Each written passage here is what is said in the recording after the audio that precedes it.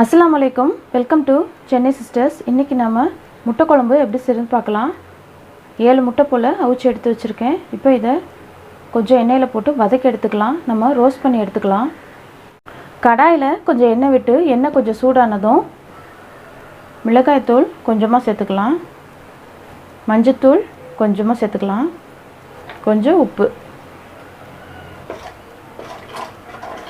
இப்போ இந்த மிளகாய்த்தூள் மஞ்சத்தூள்லாம் கொஞ்சம் வதக்கி விட்டுட்டு நம்ம அவிச்சு வச்சுருந்த முட்டையெல்லாம் இப்போ உள்ளே சேர்த்துக்கலாம்.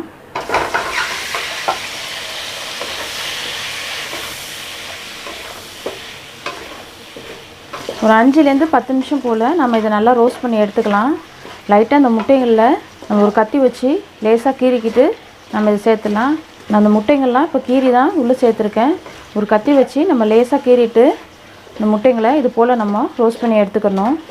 நல்லா ரோஸ்ட் பண்ணி எடுத்தாச்சு. இப்போ நம்ம இதை எடுத்து வச்சிடலாம். இதை ஒரு பவுலுக்கு ட்ரான்ஸ்ஃபர் பண்ணியாச்சு. இப்போ அதே கடாயில் கொஞ்சம் எண்ணெய் சேர்த்துக்கலாம். எண்ணெய் சேர்த்துட்டு எண்ணெய் கொஞ்சம் சூடானதும் கடுகு கொஞ்சம் சேர்த்துக்கலாம்.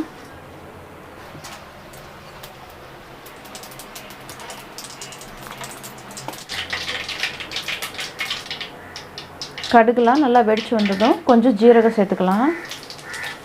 2 பெரிய வெங்காயம் சின்ன சின்னதாக நறுக்கி வச்சுருக்கேன். அதை இப்போ நம்ம இதில் சேர்த்துக்கலாம்.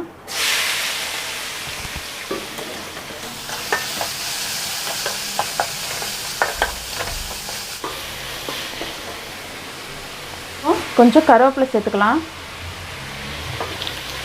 சேர்த்துட்டு வெங்காயம்லாம் கொஞ்சம் நல்லா வதங்கி வரணும். கொஞ்சம் நேரம் இதை நம்ம வதக்கி விட்டுடலாம். கொஞ்சமாக உப்பு சேர்த்துக்கலாம். வெங்காயம் கொஞ்சம் சீக்கிரம் வதங்கிடும், அதுக்காக.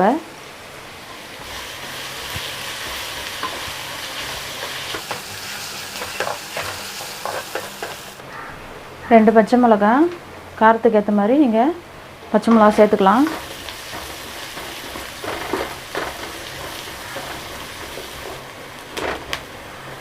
வெங்காயம்லாம் இந்தளவுக்கு வதங்கி வந்ததும் இப்போ தக்காளி சேர்த்துக்கலாம். 4 தக்காளி சின்ன சின்னதாக நறுக்கி வச்சுருக்கேன். அதை இப்போ இதில் சேர்த்துக்கலாம்.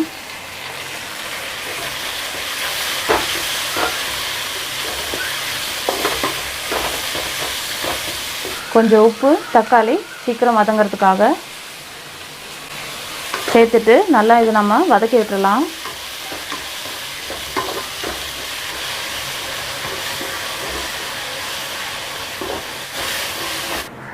தக்காளிலாம் நல்லா வதங்கி வந்துருச்சு.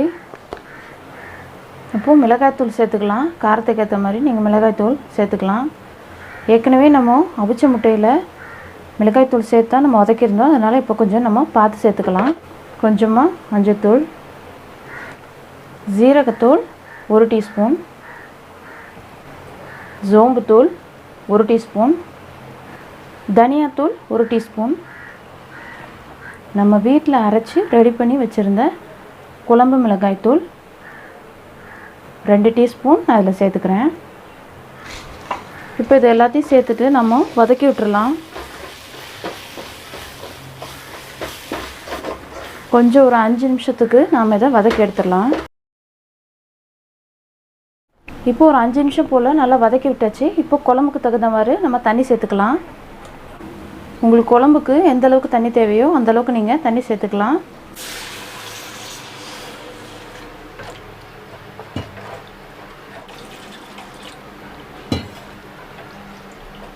நாம் இப்போ இதுக்கு உப்பு சேர்த்துடலாம்.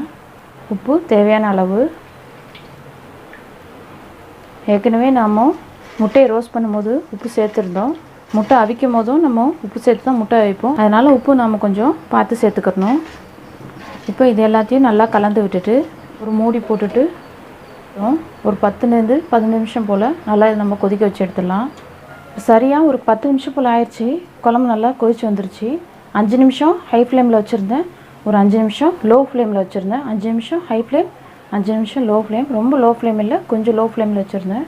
மொத்தம் 10 நிமிஷம் கொதிச்சிருக்கு. நாம் இப்போ திறந்து பார்த்துட்டு முட்டைகளை உள்ளே சேர்த்துக்கலாம்.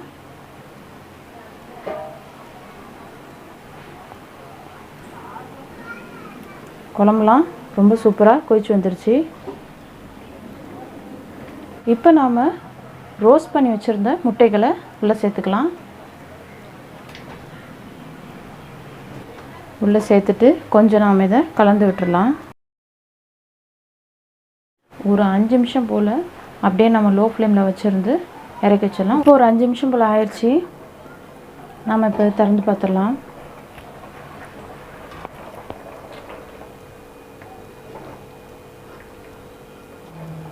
நம்மளுடைய முட்டை குழம்புலாம் ரொம்பவே சூப்பராக ரெடி ஆயிடுச்சு. அவ்வளோதான், நாம் இப்போ இதை இறக்கி வச்சிடலாம். அவ்வளோதான், இப்போ நம்மளுடைய முட்டை குழம்பெல்லாம் சூப்பராக சுவையாக டேஸ்ட்டாக ரெடி ஆயிடுச்சு. ரொம்ப சுலபமாக சீக்கிரமாக டக்குன்னு நம்ம இதை சமைச்சு முடிச்சிடலாம். ரொம்ப டேஸ்டியாக இருக்கும், ரொம்ப சூப்பராக இருக்கும்.